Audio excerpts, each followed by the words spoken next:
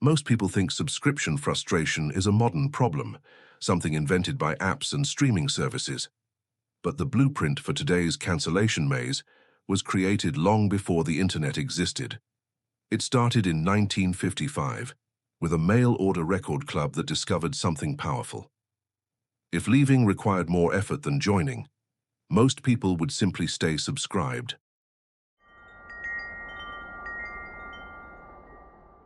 Columbia House built an empire on that idea. Members got a free record up front, then a new one every month, unless they mailed back a refusal card within 10 days. Forget to send it, and the charge went through.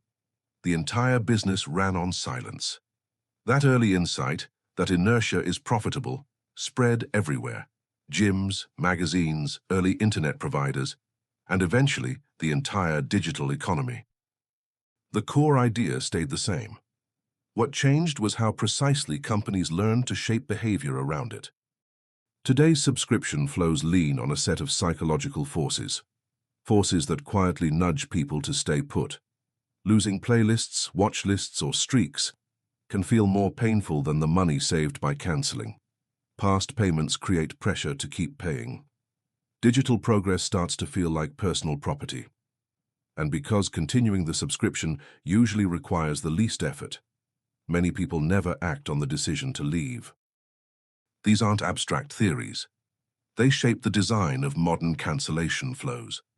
The "Are you sure?" prompts, the reminders of saved items, the countdowns of what you'll lose, and the carefully timed retention offers. The goal often isn't to convince you that the service is worth more. It's to interrupt the moment of cancellation just long enough for hesitation to take over. Some companies took this to extremes. Amazon's internal name for its Prime cancellation flow was reportedly the Iliad, a reference to the long journey required to escape it. Regulators later alleged that the flow required multiple pages, numerous options, and repeated diversions before a user could complete the cancellation. Amazon eventually agreed to a multi-billion-dollar settlement with the Federal Trade Commission, the main U.S. consumer protection agency, tied to its Prime enrollment and cancellation practices. There's also a harder financial reality behind all of this.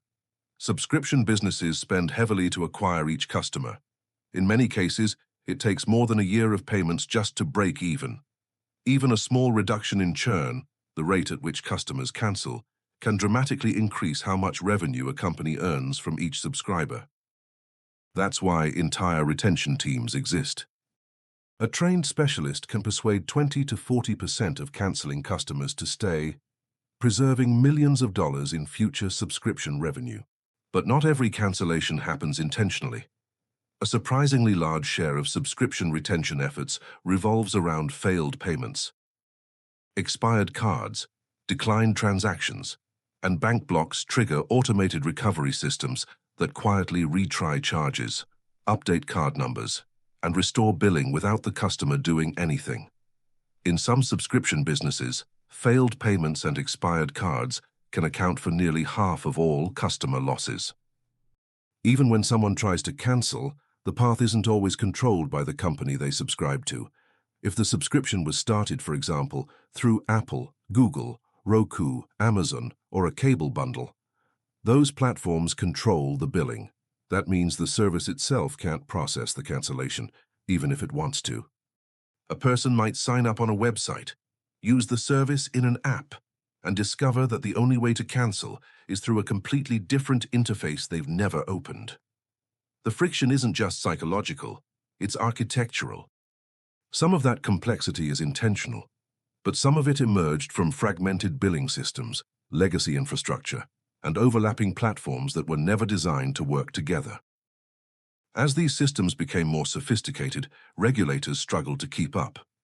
The FTC attempted to create a national standard in 2024, requiring cancellation to be as easy as sign-up. The rule was vacated by a federal appeals court just days before its main enforcement deadline. With no single national rule, companies are left navigating a patchwork of state and international requirements. A few states, especially California, have stepped in with stronger rules, and the European Union has begun enforcing its dark pattern regulations. but the overall landscape remains inconsistent. All of this leads to a simple imbalance.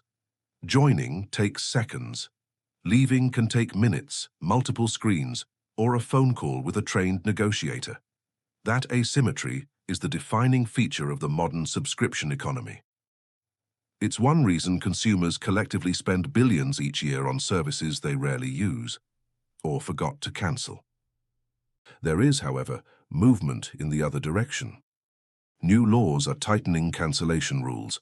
Some companies now advertise easy cancel anytime as a competitive advantage, and third-party tools are emerging to help people track and cancel forgotten subscriptions. But the deeper story is this. The subscription model grew around the gap between intention and action, the tiny delay, the forgotten step, the moment of hesitation. That gap has been engineered, refined, and monetized for decades. Understanding how it works is the first step toward navigating it on your own terms. If you liked the video, please subscribe. No retention specialist will call you if you leave.